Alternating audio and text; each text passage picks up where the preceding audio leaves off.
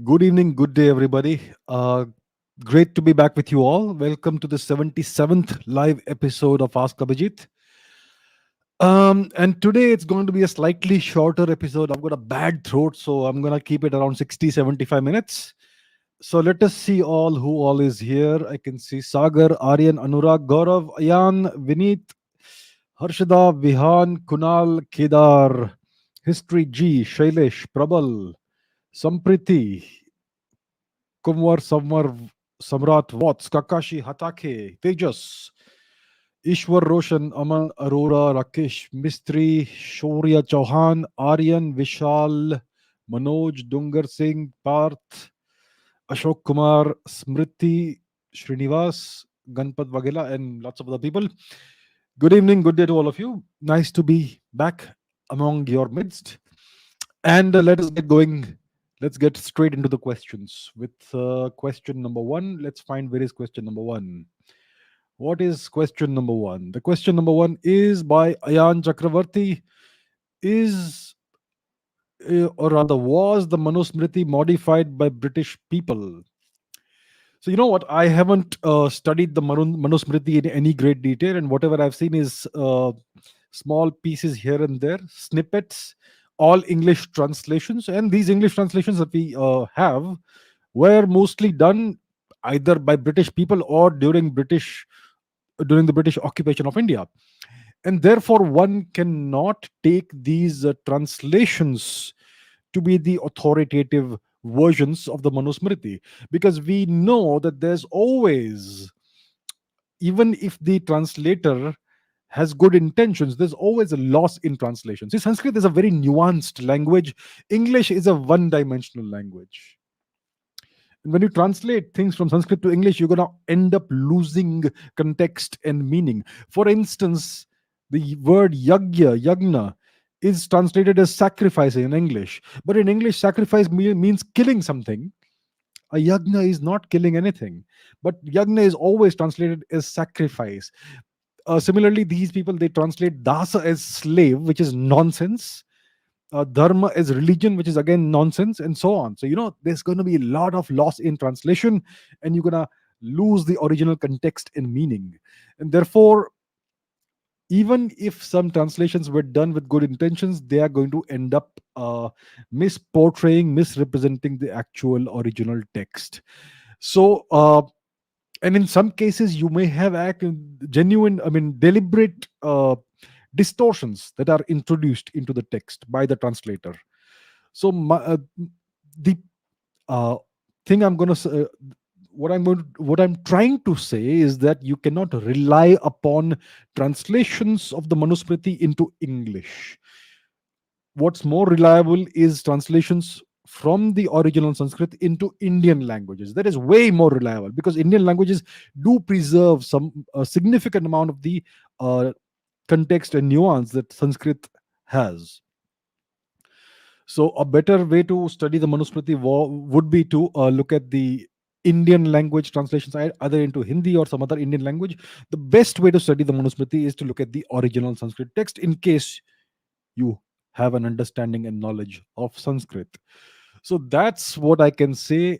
Is it modified by British people? Well, I haven't studied in great detail. I am not a scholar of the Manusmriti, so I can't answer for sure. But there is a high probability that certain deliberate mistranslations would certainly have been introduced into the text, into the translation, especially if it was done by British people or by, let's say, Marxist, leftist historians. So therefore, one must be very careful while studying the text.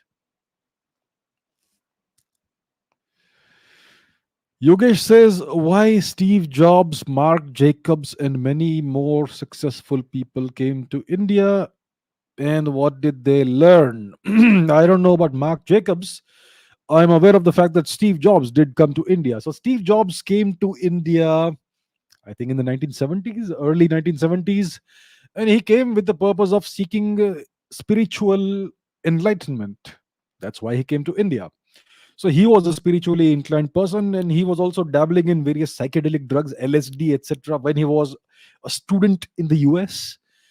And so he wanted the real deal, not the chemical experiences. So he came to India. I think he came to India searching for the spiritual guru, whose name was Neem Karoli Baba. And I believe that by the time Steve Jobs reached India, Neem Karoli Baba had already passed away. And then he wandered around India for a few months, 7, 8 months, I believe. He got exposure to some other gurus. Uh, he got some exposure to Buddhist practices, etc. The main source of inspiration for him was, I think, Neem Karoli Baba. After he left India, he also got exposed when he went back to the US.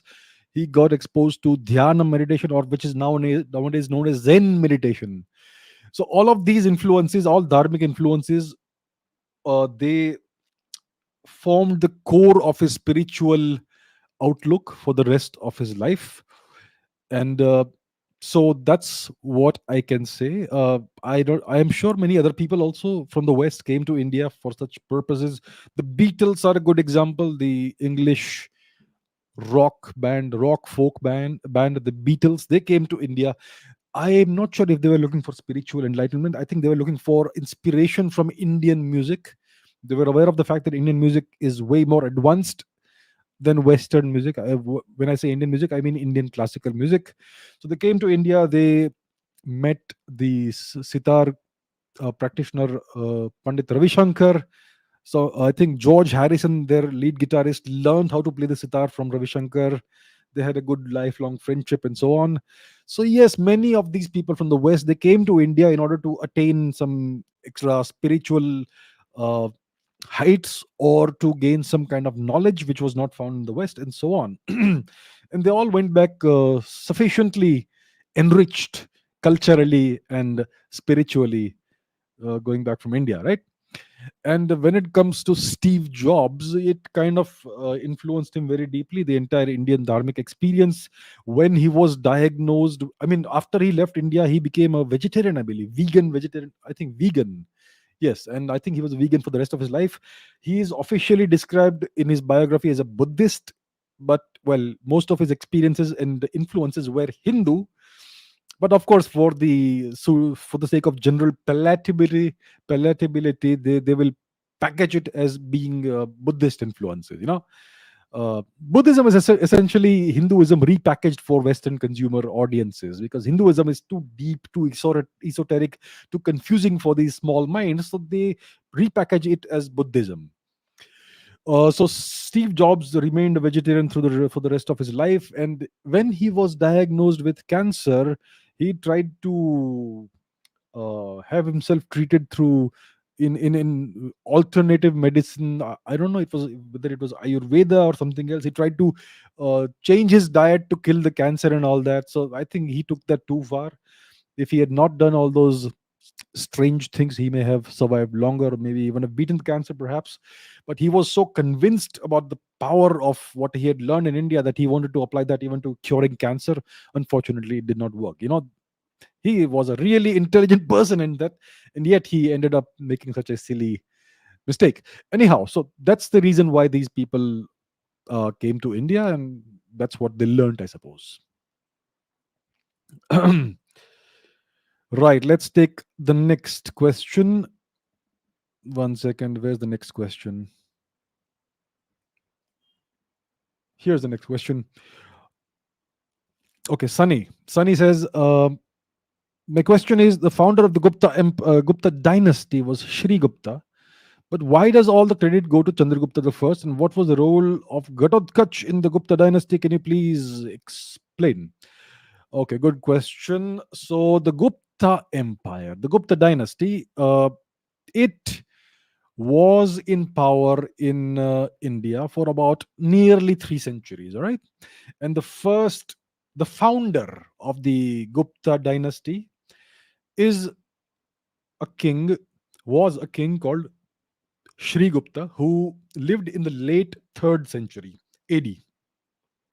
So he is the first king of the Gupta dynasty. He styled himself Maharaj.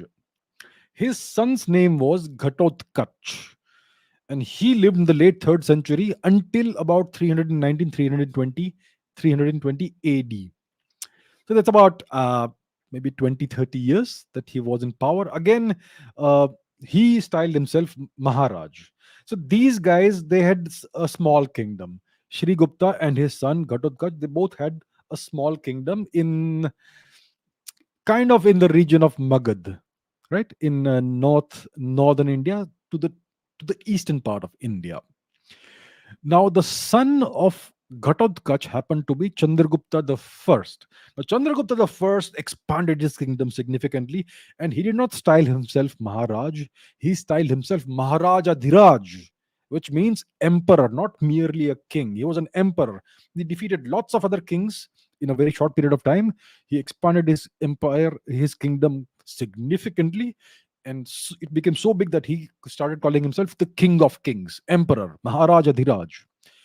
So Chandragupta lived from around reigned as emperor from 319 AD to around 350 AD, most likely 335 or 350. There's some confusion, but somewhere around there. So the thing is, Shri Gupta had a small kingdom. He was content and happy with a small kingdom. His son Ghatotkacha had the same small kingdom, and he was also content and happy with that same small kingdom.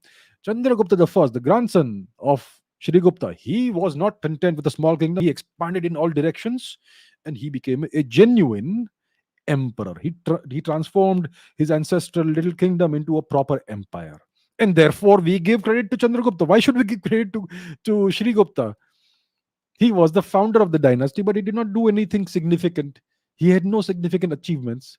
And therefore, the credit goes to Chandragupta for actually establishing the Gupta Empire. The dynasty was established by Shri Gupta, but the empire was established by Chandragupta the first. Now, Chandragupta the first was by no means the greatest emperor of his lineage. His son Samudragupta. Now, this is the real deal. This guy, his entire career as king, as emperor, was one extended military campaign. That is Samudragupta. Good God, what a guy he was. The hero of 1,000 battles. He led from the front. He wanted war, war, war. He expanded in all directions. He had a powerful navy. He used that navy to conquer all the way to southern India. To Madurai and further south. So in the entirety of India came under Samudragupta's dominion, right? So he reigned until about 375 AD.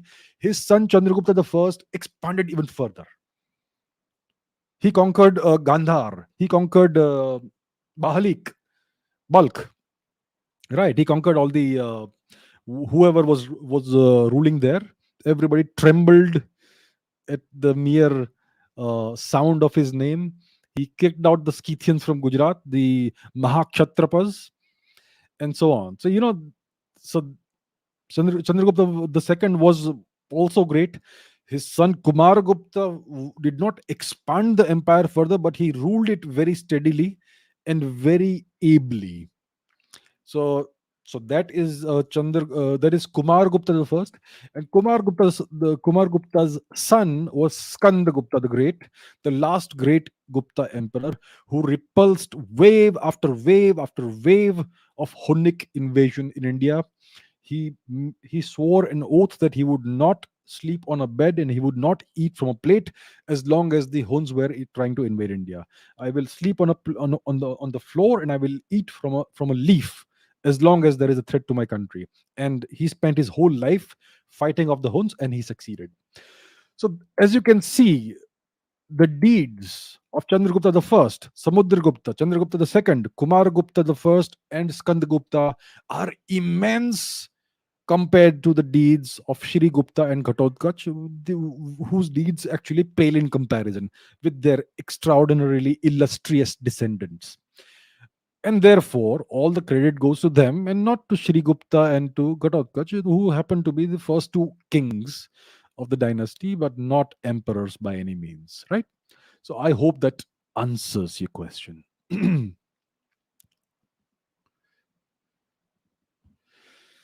All right. Russians and Ukrainians claim that Hinduism came from Russia because of the mezine swastika, which was found in an ivory figurine of a female bird. which is at least 18,000 years old. Your thoughts on this? Okay, let's take a look at what this swastika looks like. Right, one second. Mm, let us let me share my screen. Okay, Ukraine swastika. Ukraine. What is it? The mezine swastika. So let's see what it looks like. Excuse me. Excuse me. So yeah, this is the alleged swastika that is found on this bird, this carving of a bird in Ukraine. So this is what it looks like from the side. The bird, it's clearly the figurine of a bird. It's an ivory carving. This is what it looks like. It's quite small, and if you look at the details of the pattern, this is what the pattern looks like. So as you can see, it's not really a swastika.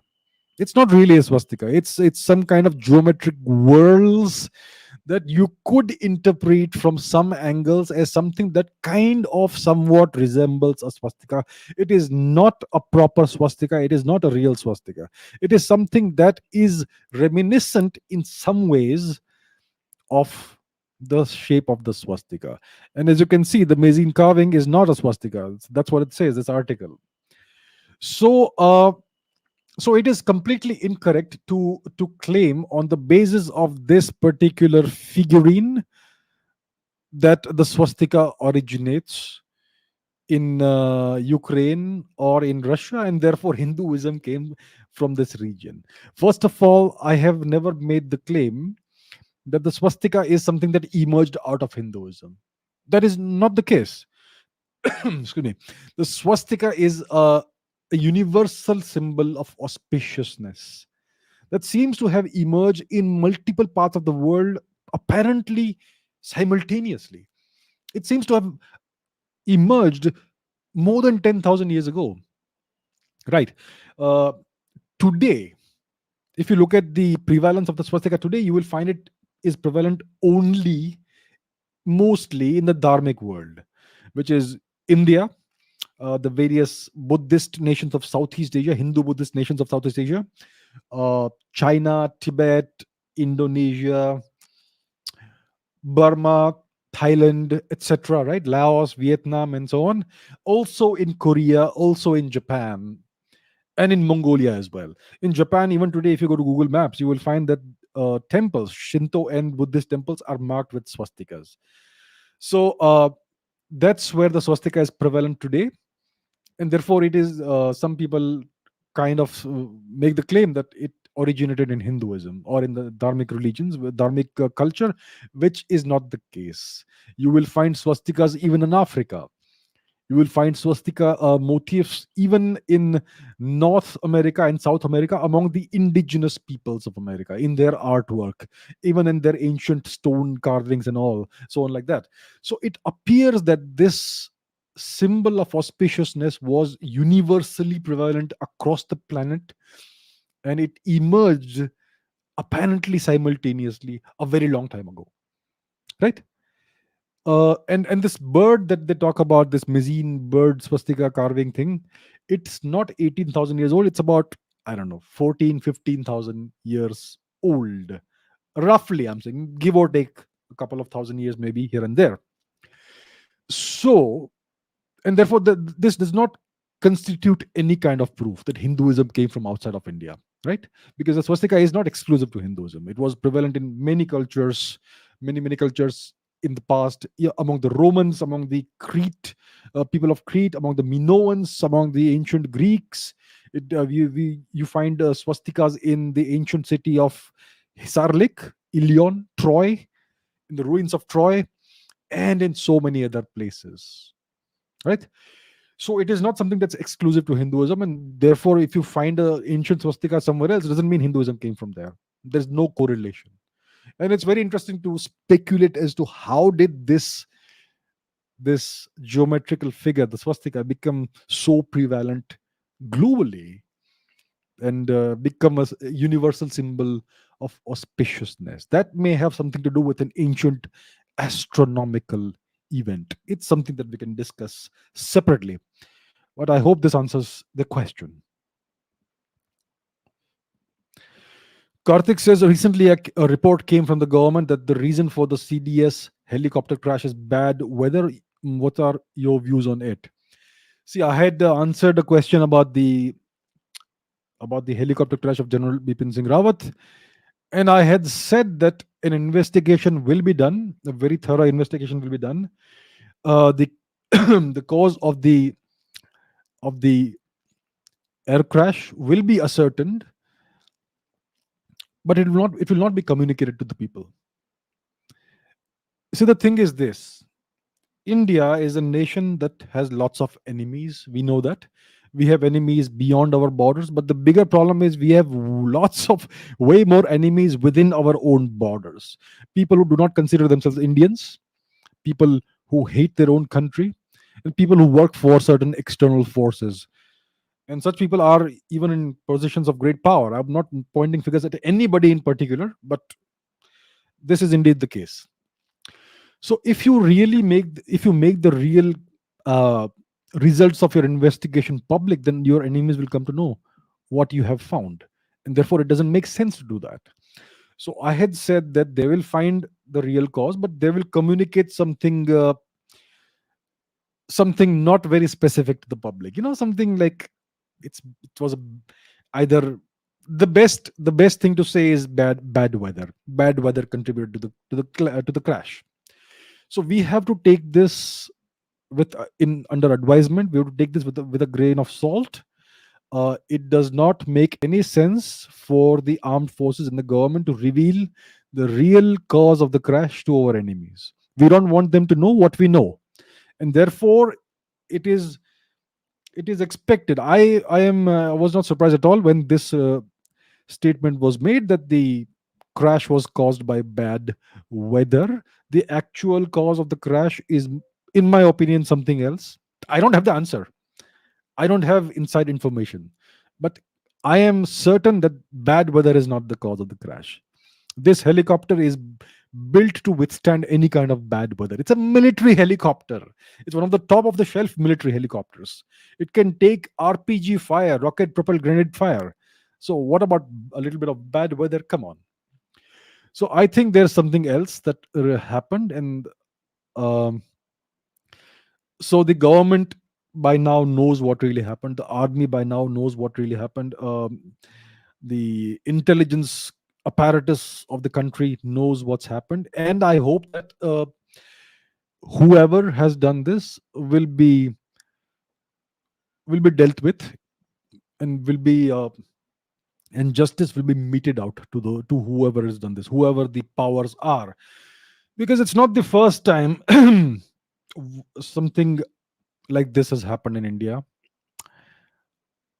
Yeah, that's all I can say for now. So that's my view about this. Karan says, why did ancient Brahmins use Sanskrit and Vedas for themselves and not for all people? So, my dear friend Karan, where did you get this information that ancient Brahmins were so powerful they kept Sanskrit and the Vedas only for themselves, and they forced everybody to speak other languages and read other books? Where do you get such nonsensical information, my dear friend? Who taught you this? Who taught you this? Was it your school teacher, your class teacher, your history teacher? Was it your NCERT textbooks? Or was it your favorite TV serial? Or was it your favorite news channel? Who taught you this nonsense? What evidence do you have that ancient Brahmins used Sanskrit and Vedas only for themselves and not for all people? If there is no source for this claim, then how can you make this claim? Right? There is no evidence, there is not a single shred of evidence that corroborates what you have claimed.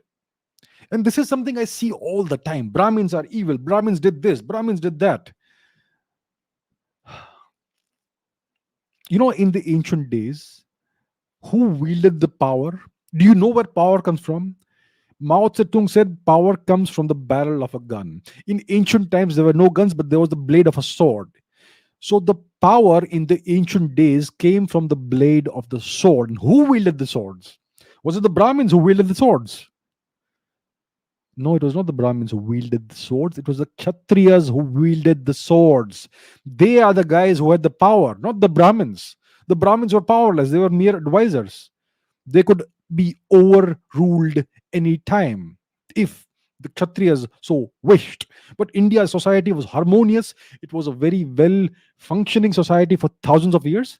And therefore, the Brahmins had their place, the Kshatriyas had their place, everybody had their place, and everybody contributed to a harmonious society. But today, the Marxist historians want you to believe that Brahmins were the evil guys. The objective is to destroy Hinduism. And the keepers and preservers of the knowledge are the Brahmins. And therefore, if you want to destroy Hinduism, you have to attack the Brahmins. And that's why these stories are perpetuated, including in our textbooks these days. And then people come up with these questions. I don't blame you for believing this, but use your brain. You know how things were, right? What you are taught is that we had four castes, four rigid castes. The Brahmins had the books, the Kshatriyas had the swords, and whatever else. So the guys who had the swords, could the Brahmins ever have forced them to do whatever?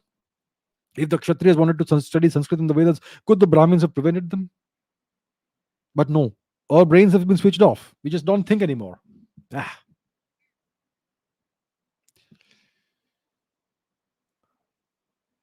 Okay, Avinash says, was the excuse me, was the Big Bang a white hole? Right. So, what's a white hole? Let's begin with the white hole. We have spoken about the Big Bang, I think, a million times by now. So, I'm sure everybody knows what the Big Bang was like, roughly, right? The beginning of the universe, the birth of the universe. So, the Big Bang was a singularity, and everything came out of the singularity. Excuse me.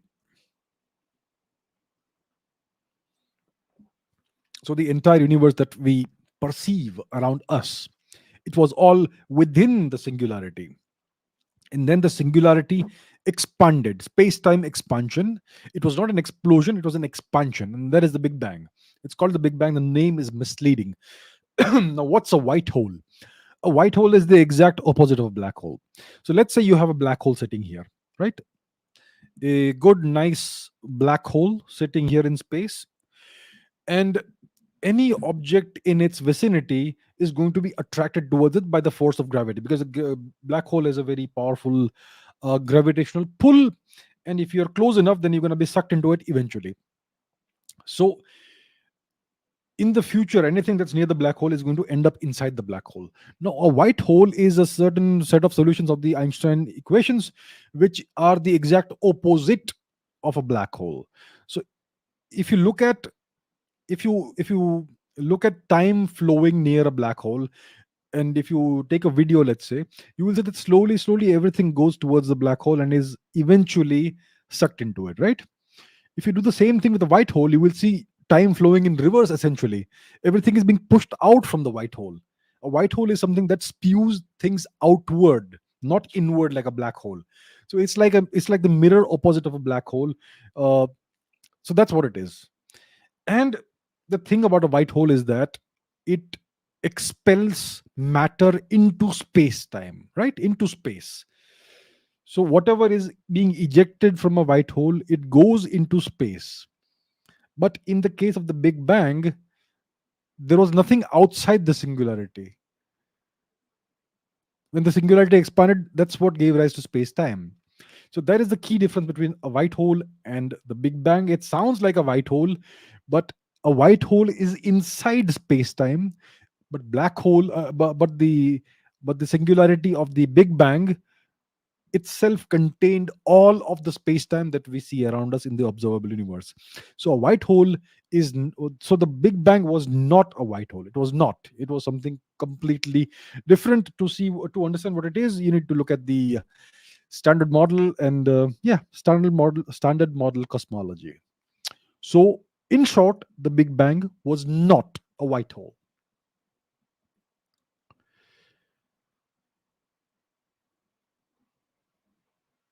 All right, what's the next question? Yes, this is by Javed Mustafa. Mughals and Delhi Sultans made India their home, lived and died here. Chinggis Khan knew no principles. Even Changgis Khan praised Jalaluddin for his bravery. Okay, the first statement is the Mughals and Delhi Sultans made India their home, lived and died there. You know, my dear friend Javed, how about I come to your house, I make it my house, huh? And I live there and die there and impose my will upon whoever is living in your house. Would you like it, my dear friend? These Mughals and Delhi Sultans, did they come to India after applying for a visa? Who gave the permission to make India their home? Did the people of India want these barbarians in their home? No. So please, just because they came to India and made it their home doesn't make them some great paradigms of virtue and secularism. They were terrorists, they were barbarians, not because of their religion, because of their behavior. Nobody is a barbarian by blood or by religion. You are a barbarian, not you, Javed, I don't mean you. A person is a barbarian only by their actions, not by their blood or by their religion, by their actions. And by the actions of the Delhi Sultans and the Turko Mughals and all these invaders, the Turkic invaders, they were all barbarians. They behaved in a brutal, bestial way, in a bestial manner. They were all barbarians and terrorists. That's what they were. That's part one. Genghis Khan knew no principle, blah blah blah blah blah. No examples given. And even Genghis Khan praised Jalaluddin. That's what you say. Let me explain the bravery of Jalaluddin. Yeah, Jalaluddin Khwarezmi was the last Sultan of Khwarezm. He was hated by his own brother. He was hated by his own grandmother, Birke Khatun. She preferred to be captured by the Mughals, by the Mongols, than to go with her grandson in his bid to escape the great Shri Chinggis Khan.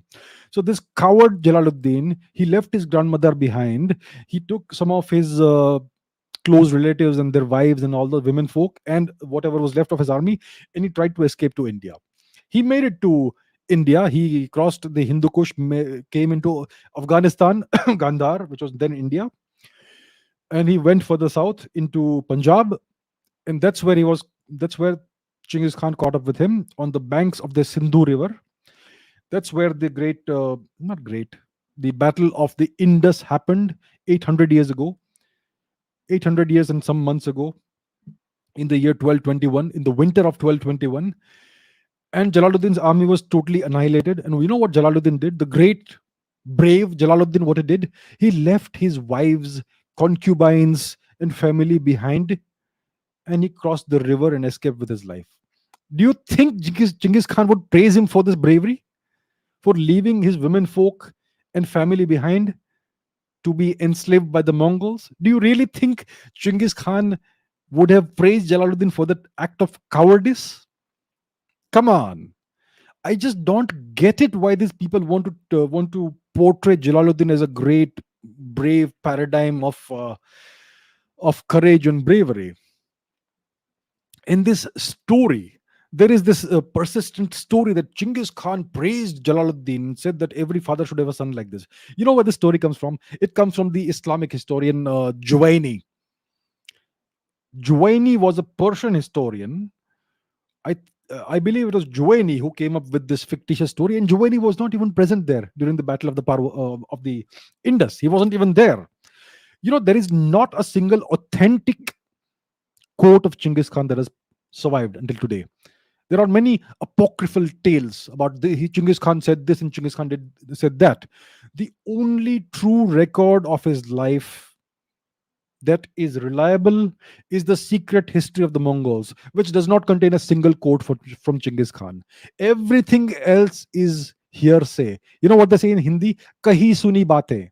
That's what it is. So please stop lying about Jalaluddin the coward. He was a coward par excellence.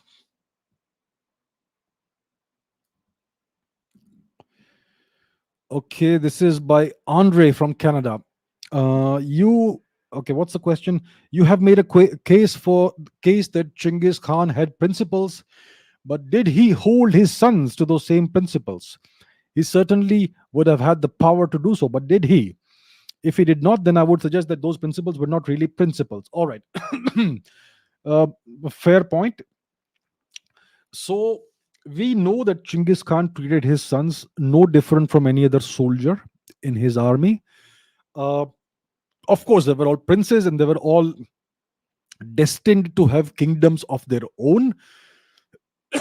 Excuse me. So what he did is that he put his various sons under the tutelage of various generals of his. For instance, his eldest son Jochi, whose paternity was under question, by the way, his eldest son Jochi was put under the tutelage of the great Subodai. Subodai was one of the greatest Mongol generals of all time. Much of what Genghis Khan achieved was because of the brilliance of the general Subodai. So, uh, Genghis Khan's eldest son Jochi was put under the tutelage of Subodai, and they were sent on a scouting mission westwards. Uh, they scouted around the Caucasus region. They went did a complete circumnavigation of the Caspian Sea, I believe.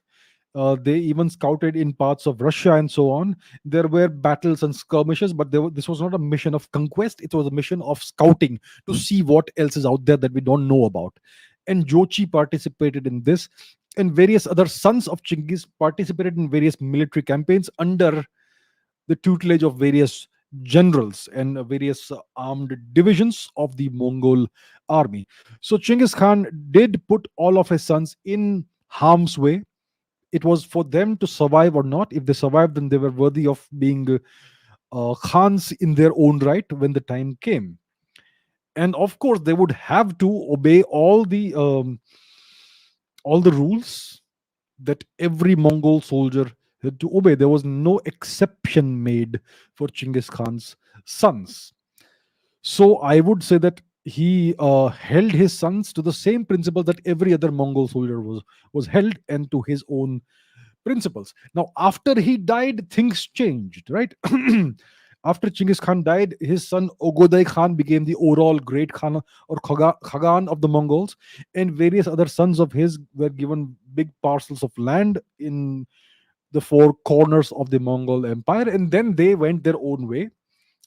That's how the Mongol Empire eventually fragmented, because they did not quite follow the principles of their father. Some of them conquered without any real need for conquering. For instance, Genghis Khan conquered only when there were just causes for war. He went to war only when there was a genuine need to retaliate against some kind of wrongdoing. In the case of his sons, they conquered just because they could. So that is one difference between Genghis Khan and his sons, and that's how things changed after Genghis Khan's death. But I would say that he, as long as he was alive, he held everybody to the same principles, and uh, his rule was a rule of merit. It was a meritocracy. Nobody was given any undue favors. Aditya says Muammar Gaddafi and Saddam Hussein are portrayed as monsters under whom their countries became hellholes. Some Google pictures show the opposite of this. Your views on these two different people, please. I would not characterize their countries as hellholes while those two guys were in power. Look at look at the record of Saddam Hussein. Yes, there's no doubt he was a dictator. There's no doubt he was a brutal dictator. You know what? Every country has its own customs, every country has its own culture. It is just futile to try and impose the same system on every country, which is kind of what's happening today. Everybody needs to have democracy. Are baba. Some cultures simply uh, democracy simply doesn't work in some cultures. Some people are just too violent and some too brutal. Some cultures are such that you need a heavy hand to rule over them. And if you look at the past 4 5,000 years of history in the Middle East, you see the same old thing: beheadings, warfare, and so on and so forth. It's always been the same. During the time of of various kings of Mesopotamia, what are the names? Sargon of Akkad King Rimush, uh, Ashur Banipal, Ashur Nasirpal, and so on and so forth. It's always been brutality. This region has a history of brutality. No matter what religion was in vogue, it's always been a brutal place. And when you have people who are accustomed to that sort of brutal life for 5,000 years, you need a certain kind of ruler to to keep law and order, right? And I think Saddam Hussein is something that emerged out of that milieu in Mesopotamia, in Iraq, and he did what he had to do to impose law and order upon his people. He knew what kind of people his people were, right? And if you look at the record, if you look at the kind of governance that he established, it was, I mean, during his rule, Iraq was very peaceful. Iraq was very orderly. There was law and order. There was justice. Maybe the justice was brutal, but it was effective. And and what you also had was that women were quite empowered, and there was no sectarian strife, Sunni versus Shia, Kurd versus Arab. None of that nonsense was tolerated under Saddam Hussein. Women had equal rights as men, and Iraq was truly a secular state. Doesn't matter what your religion was, even if you were Christian, doesn't did not matter, right? Everybody got the same treatment. So it was actually a well-oiled, well-functioning society. And then what do the Americans do? They bombed democracy into Iraq. And look at Iraq today. It is a hellhole today. It was not a hellhole under Saddam. Yes, I am sure there was oppression of certain people, and he and so on and so forth. He was a brutal dictator.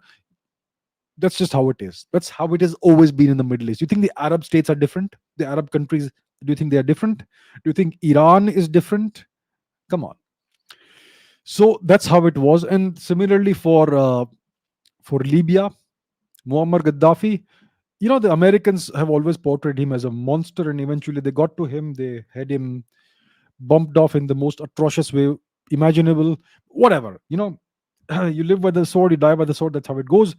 But even if you look at Libya under Gaddafi, it was a reasonably orderly place. There was law and order, brutal, heavy handed law and order, but it was still there. And after the death, execution, whatever you want to call it, of Muammar Gaddafi, see what hell Libya has descended into. There are open slave markets in Libya today. Excuse me.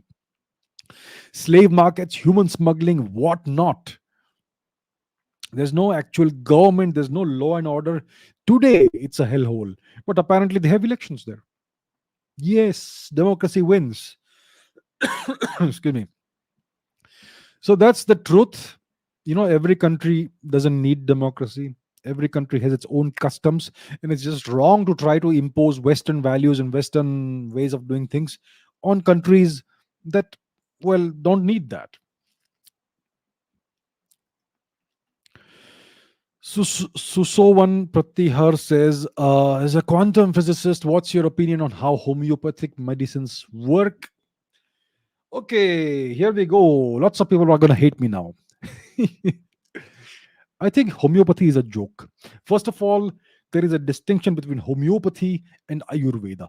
Homeopathy is not Ayurveda. Today in India, I think lots of people believe it's the same thing. It's not.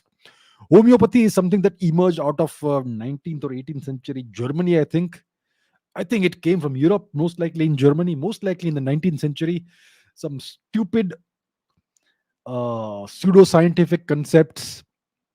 I don't even know what those are, but essentially, homeopathy is about very, very low doses of whatever substance you're ingesting. It's called a homeopathic dose, which means it is essentially useless. So, do homeopathic medicines work? No, they don't work. It doesn't work at all. And I'm sure that I'm gonna get lots of boos for this, but come on, facts are facts. So it's nothing to do with being a quantum physicist or any such thing, but it's just a scientific known fact that the dosages are so low that it simply can't work, in homeopathy. And the principles are also not quite scientific. Okay, help from the West is not the right answer. They help for the reason. Read this book, Startup Nation. So I have a a clip about Israel. Why does tiny Israel dominate the entire Middle East? And I said one of the reasons for Israel's success is that it has received a lot of aid from the West, mostly from the United States, but also from the Jewish diaspora across the the Western world. Right. So this gentleman says help from the West is not the right answer. Read the help for a reason. Read the book Startup Nation. So this is see no.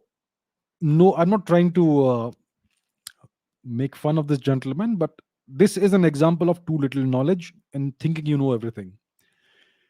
If you talk about, yes, Israel is a startup nation today. There's this very famous book called Startup Nation. But do you think Israel was a startup nation in 1947? Israel was a ragtag new nation, barely surviving, and it was beset by enemies on all sides. There were no startups at that time, sir. So try you have to look at history from a larger perspective with the proper nuance, proper context. Okay, you read a book called Startup Nation and you think that the West helps Israel and invest there because they have startups. Arey Baba, I'm talking about the whole history of Israel from its inception. There were no startups at the time. Israel was struggling for survival, and it survived because of aid from the Jewish diaspora across Europe and the US, and also because of aid from Western countries, eventually to a large extent from the United States. That is the correct answer. So, if you have read one book, it doesn't give you all the knowledge. Please do not have this attitude that I read this, therefore I know everything. I don't think I know everything at all. I'm always eager to learn more. And I see people like this saying, no, you are wrong. Read this book, then you will have all the knowledge. Come on, please.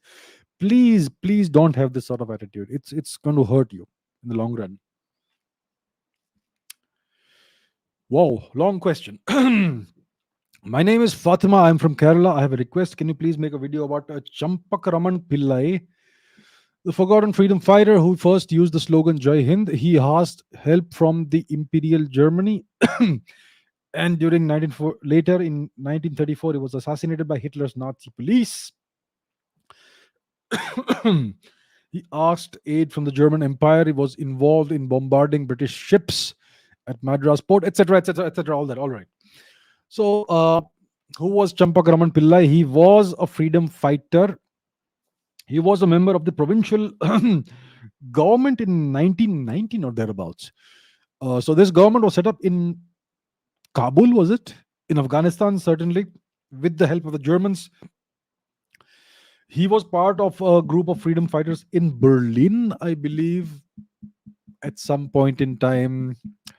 Very interesting person. And like you say, it looks like he was assassinated or poisoned. He was poisoned by the Germans because, for whatever reason, he was no longer very convenient for them. And it looks like, I mean, it is alleged that he was part of a German warship's raid on the port of Madras, the German battle cruiser Emden, like you say, most likely. And this ship raided the port of Madras, opened fire, and did some damage around the time of the First World War, I believe. So I don't have all the dates and all the details in mind, but yes, this gentleman is very interesting. He had a very adventurous life, died young, most likely assassinated by the Nazis. So yeah, I could certainly look deeper into this in the future and maybe make a separate video about it. So yeah.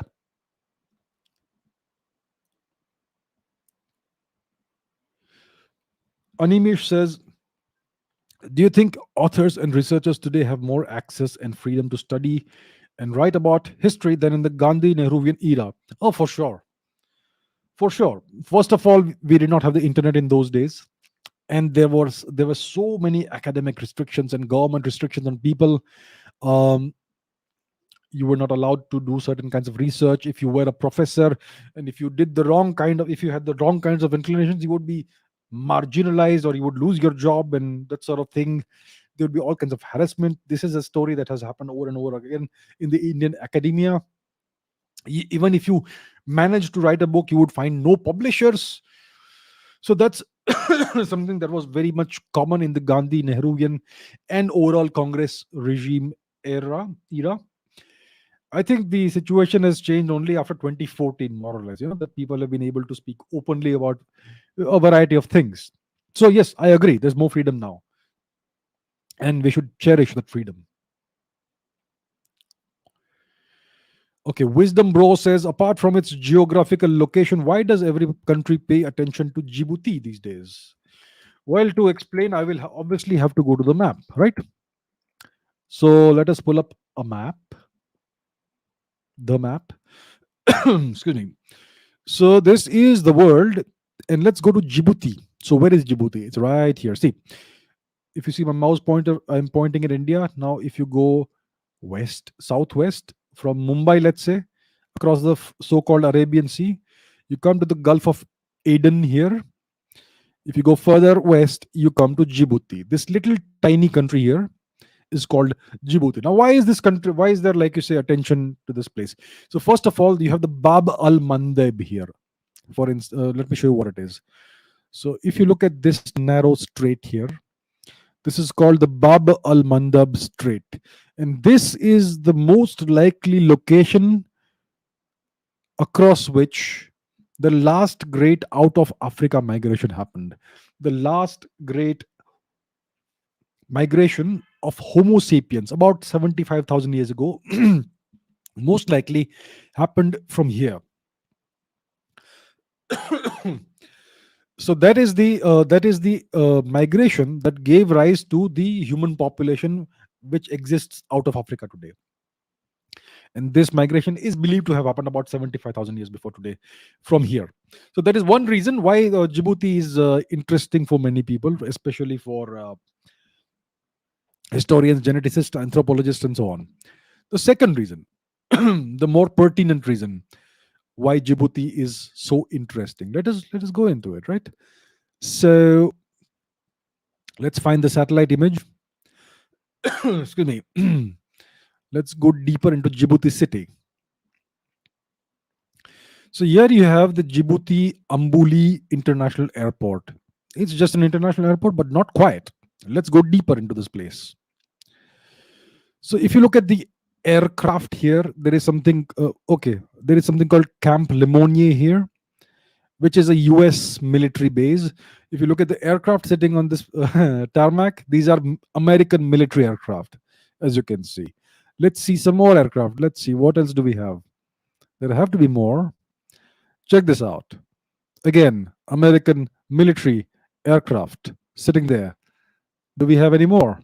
Let's see what we have here. These seem to be civilian aircraft over here, most likely. This again is an American military aircraft. So as you can see, this is a US military base, Air Force base. It is used for domestic, I mean, no, not domestic, for civilian air traffic. But again, you can see military aircraft over here. So this is a US Air Force base. It's not only a US Air Force base. There's something else as well here. If you see this, if you see this aircraft, it's most likely a Japanese military aircraft. And if you see here, this is a Japanese military base. It's the only Japanese military base outside of Japanese soil, Djibouti. So right here, this aircraft, this airport is home to an American Air Force base and a Japanese military base. Let's look further at Djibouti. What else do we have? We have another airport here, Shabelle Airport, right? That's what it says. Now let's look at the kind of aircraft you have sitting here. Let's see. Do we have any aircraft? Oh yeah, I can see something here. Now what do these aircraft look like? Don't these aircraft look like predator drones? The unmanned aerial vehicles that the Americans operate, long-term loitering aircraft that loiter for hours and hours at an altitude of 10, 11,000 kilometers, not kilometers, meters. So as you can see, this is another US military base. They seem to be flying drones from here and maybe something else that may not be visible to us. So this is the second air base that the Americans use. Now that's not the end of the story. Let's look here. What do we find here? This is a Chinese People's Liberation Army naval base. Isn't it strange? You have a couple of US bases, a Japanese base, and a Chinese base as well. Weird. So, this entire facility here is a Chinese naval base in such an interesting location, right? In a key location. It's kind of located at this choke point, this naval choke point. So, that is the reason why Djibouti is interesting, and why every country pays attention to Djibouti these days. I just showed you a very brief overview from the map about what's going on there. So yeah, it's an interesting place, isn't it? Okay, Radha Apte says, when we search on the internet about maps or world maps in the images section, the map of India is rarely shown correctly. We have territorial disputes in Aksai Chin and POK, but still those are not part of either China or Pakistan, and so on and so forth. Should our government take strong actions against those websites who show our map incorrectly, or else what should be our take on this? There are millions of websites in the world. You think our government has the time? Do you think our government has the time, the bandwidth to go and search every website and demand that you correct the map? No, it's a waste of time. Our energy and our effort should be spent in correcting the facts on the ground. They are showing these what you call incorrect maps of India because what they show reflects the ground reality. Whether we like it or not, the portions of the map that are shown as not part of India are currently occupied by these foreign countries, either Pakistan in POK, Gilgit-Baltistan, or China, Aksai Chin, and various other parts. These are currently under foreign occupation, and that's why these websites, they just show what reflects the ground reality. So India, instead of wasting its time trying to fight every single website owner, what India should do is try to correct the facts on the ground. Now that's going to take some doing, that's going to take some time, but that is where our energy and efforts should be focused, not on fighting various anonymous website owners.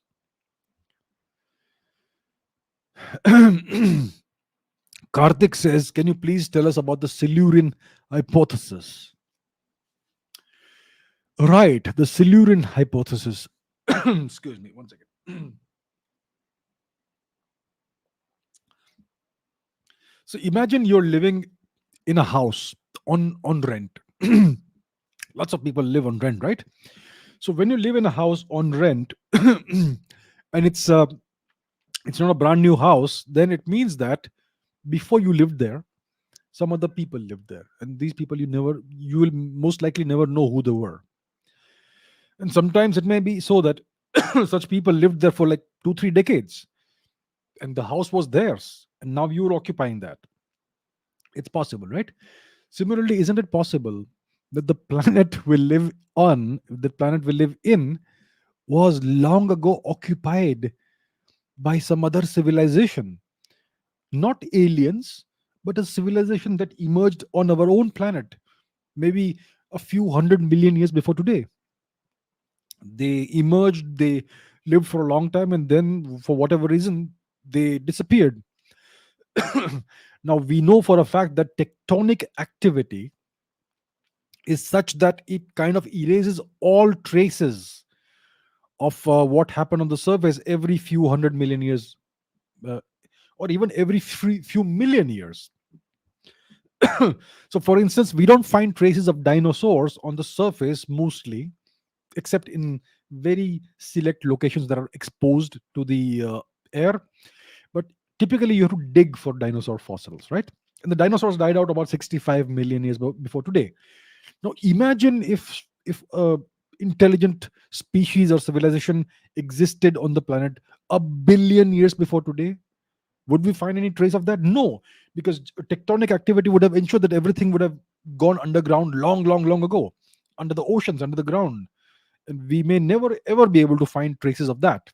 See, our planet is about 4.5 billion years old, billion with a B, and life as we know it has existed on the planet for about 3.5 billion years. The earliest incontrovertible evidence for life goes back about 3.5 billion years before today. So that has given plenty of time for many civilizations to rise and fall, and we may never know about any of them in case there was any intelligent civilization that existed before us. So that is the Silurian hypothesis, that maybe there was an intelligent civilization of beings on our planet, just as intelligent as us, who had an extensive urban globe spanning civilization just like what we have today. And for whatever reason, maybe an asteroid strike, maybe a cometary strike, maybe climate change, whatever, for some reason they all died out. And over the hundreds of millions of years and billions of years, all traces of their evidence has been eroded away and buried underground because of tectonic activity. It is very plausible that such a scenario could have happened. So that's what we call the Silurian hypothesis, and that is something we have to take seriously. Arjun says, do you think SpaceX will become the next space superpower if it gets more funding? Do you think SpaceX lacks funding? Do you think SpaceX is not a space superpower? Let me give you a statistic. SpaceX launches more rockets per month than ISRO launches in a whole year. Digest that. SpaceX launches more rockets in a single month than ISRO launches in a whole year, sometimes in 2 years. And the kind of rockets that SpaceX launches are orders of magnitude more powerful than the most powerful ISRO rocket, the GSLV Mark III. And SpaceX is currently developing the most powerful rocket in human history. So SpaceX is the 10,000 ton gorilla in the room. It's bigger than NASA. It's bigger than Lockheed Martin. It's bigger than the United Launch Alliance. It's bigger than the Russians. It's bigger than the Chinese. It's bigger than everybody else already. It is already the biggest space launching power in the world. It is already a superpower. It doesn't lack anything, right? They are building multiple rockets at any given point in time. How many rockets is ISRO building right now? Yeah, it's just it's sad when you try to compare ISRO with these companies. And the thing is, ISRO has been around since how long? 70s, 1970s. SpaceX is a company that was born in the 2000s. It nearly went bankrupt so many times, multiple times. It was on the brink of disaster for such a long period of time. It was one rocket failure away from closing permanently. And it managed to survive. And now it's thriving. So that's how you do it. That's the kind of ambition and drive and focus you need if you want to succeed. One would love to see that in India, in ISRO, but it's not the scientists' fault in ISRO, because they don't control their budgets, they don't control the funding, they don't control the direction of their work. It's the government that does it.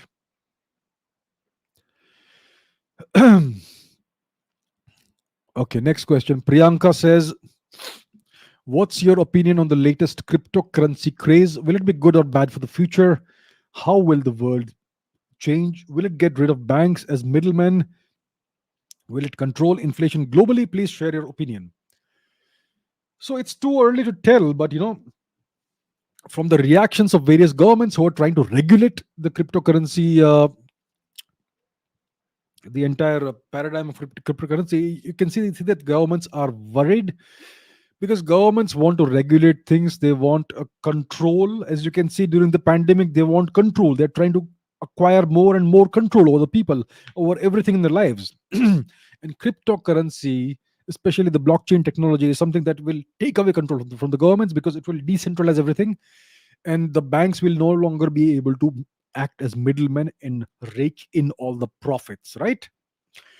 So the Chinese have banned cryptocurrency. India wants to ban cryptocurrency, and so on and so forth. So in a way, it's good if cryptocurrency is there because it removes all the it takes away the power from the middlemen, the banks, the corporates, right?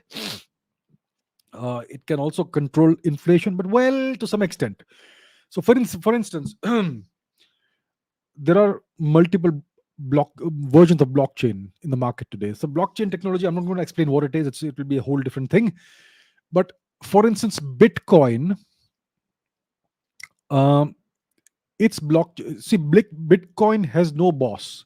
Bitcoin has no owner. The blockchain is public, and Bitcoin it has a finite number. So there's only a finite number of bitcoins, which means that you cannot keep printing new bitcoins as and when you like. Which means Bitcoin is exactly the same as digital gold. It has a finite value. You cannot put in more just to make more money and so on. So that's why Bitcoin is good. Now, look, if you look at Ethereum, Ethereum does have an owner, and Ethereum can be minted. You can create more Ethereum if you want. So it all depends. Not every cryptocurrency is the panacea for all the ills, and so it's still kind of like a wild west kind of situation. Lots of people are diving into this. Lots of new cryptocurrencies are being created.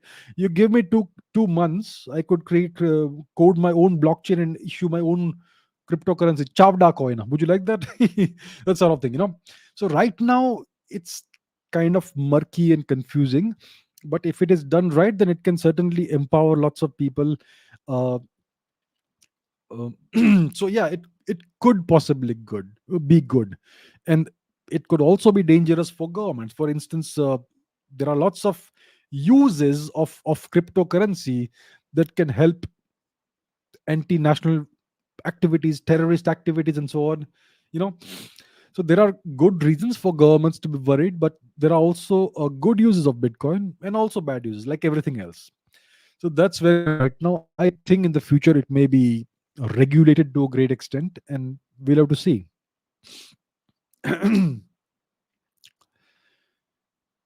Okay.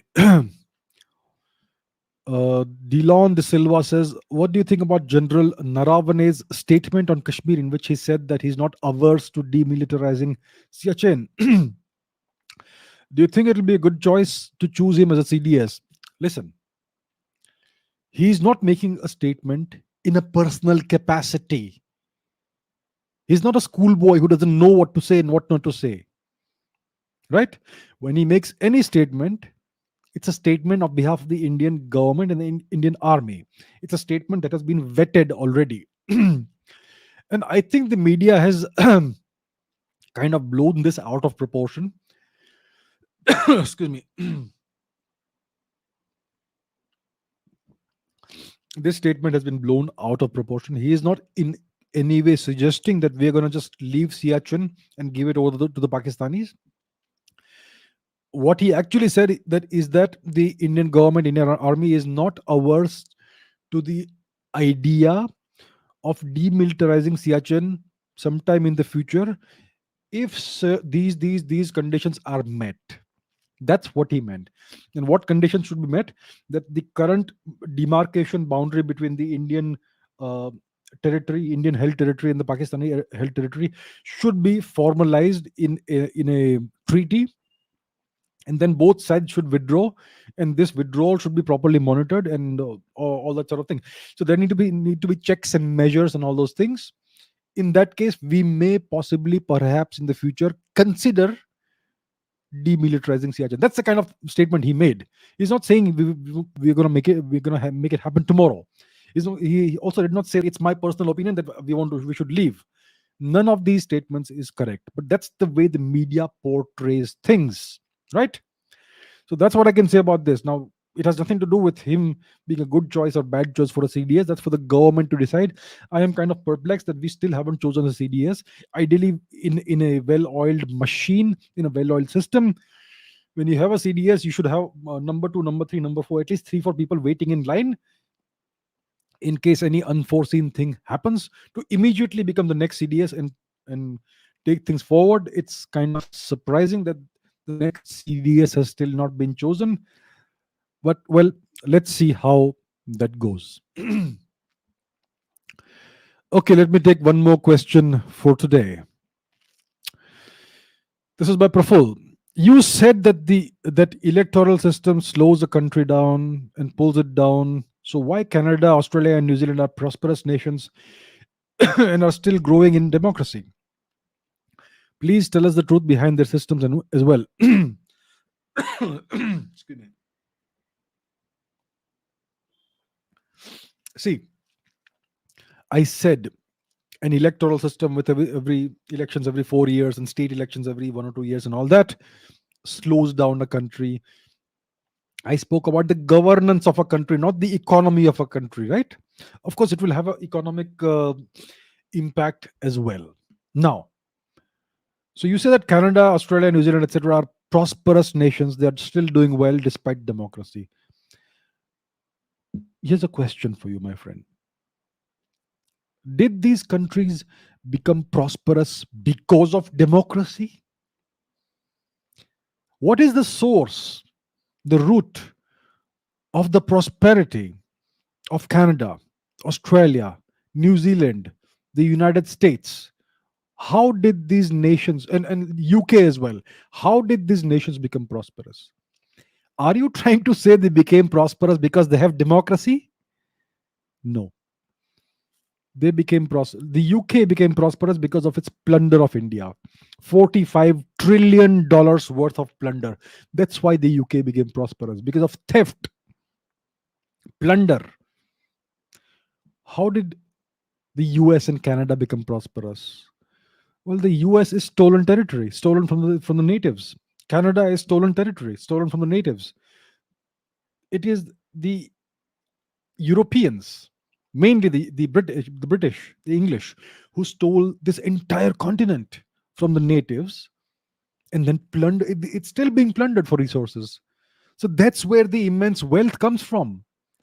They got an entire continent for free. They stole an entire continent from the true owners. A very rich continent. The real owners, the real natives, had never plundered the land. That's why the land was so fertile and so full of natural resources and gifts.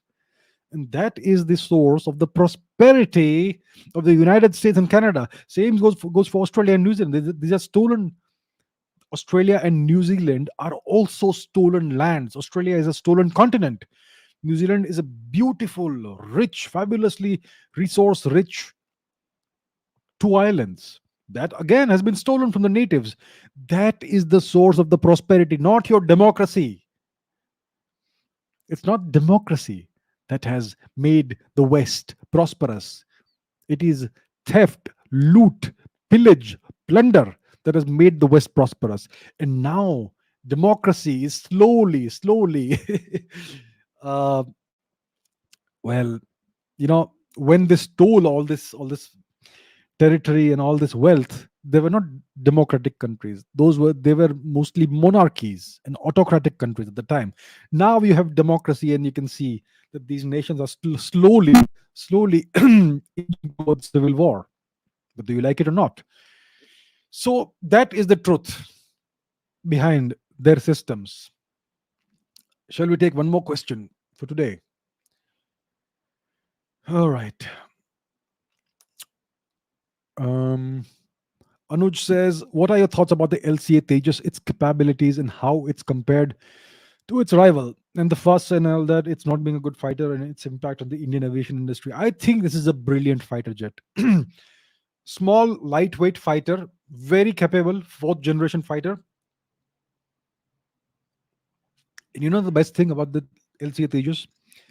We designed and developed it ourselves. Yes, it's the first fighter in a very long time we've developed, but our capabilities matured.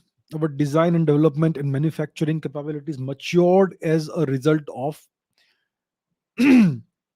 building a fighter jet that actually flies and actually performs quite well. So now the newer iterations, the LCA Mark II, LCA Mark 1A, LCA Mark 2 are going to be even better. And then we're going to base a whole different bunch of jets on the basic design of the LCA. You have the twin engine deck based fighter TEDBF. You have the AMCA, the advanced medium combat aircraft.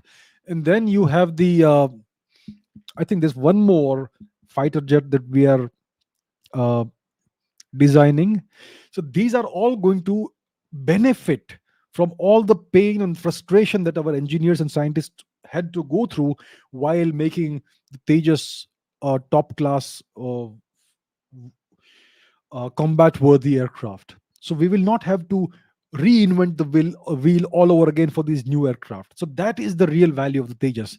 We put in place all the technologies. We developed all the technologies from scratch, most of them, the radar, the avionics, the fuselage, and so many other things. And now we have the knowledge, the know-how of how to take that to the next level. So that is the real value of all the pain that our people went through. All the delays that we had are because of politicians. They kept changing the specifications, right? Otherwise we would have had the Tejas flying 20 years before it did.